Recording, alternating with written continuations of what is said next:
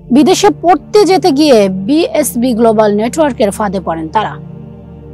জাহিদুল হক খান ও রওনক জাহান দম্পতি পেশায় আইনজীবী।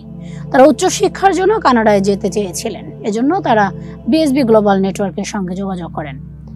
আইনজীবী জাহিদুল বলেন, কানাডায় দুজনের শিক্ষার্থী ভিসার ব্যবস্থা করে দেওয়ার প্রতিশ্রুতি দেয় প্রতিষ্ঠানটি। তারা প্রতিষ্ঠানটিকে 17 লাখ করে মোট 34 লাখ টাকা দেন, কিন্তু প্রতিষ্ঠানটি আর ভিসার ব্যবস্থা করে দেননি। ভিসা না পেয়ে তারা টাকা ফেরত চান, তবে প্রতিষ্ঠানটি টাকা ফেরত দেয়নি। প্রতারণার মাধ্যমে টাকা আত্মসাতের অভিযোগে জাহিদুল রওনক দম্পতি সহ মোট 18 ব্যক্তির পক্ষে গত 5 মে রাজধানীর গুলশান থানায় বিএসবি গ্লোবাল নেটওয়ার্কের চেয়ারম্যান খায়রুল বাশারের বিরুদ্ধে মামলা করা হয়। মামলায় প্রতিষ্ঠানটির অন্য কর্মকর্তাদেরও আসামি করা হয়।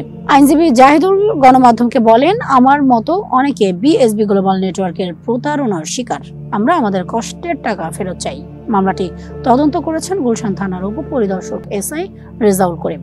তিনি গণমাধ্যমকে বলেন, মামলাটি গুরুত্বের সঙ্গে তদন্ত করছি। উচ্চশিক্ষার জন্য বিদেশে পাঠানোর কথা বলে কোটি কোটি টাকা হাতিয়ে নেওয়ার অভিযোগে গতকাল সোমবার বাশারকে গ্রেফতার করেছে পুলিশ অপরাধের তদন্ত বিভাগ সিআইডি।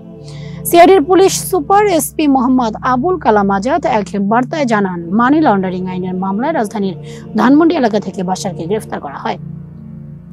141 শিক্ষার্থীদের উচ্চশিক্ষার জন্য বিদেশে পাঠানোর কথা বলে 18 কোটি টাকা পাচারের অভিযোগ গত 4 মে গুলশান থানায় বাশারের বিরুদ্ধে মামলাটি করে সিআইডি।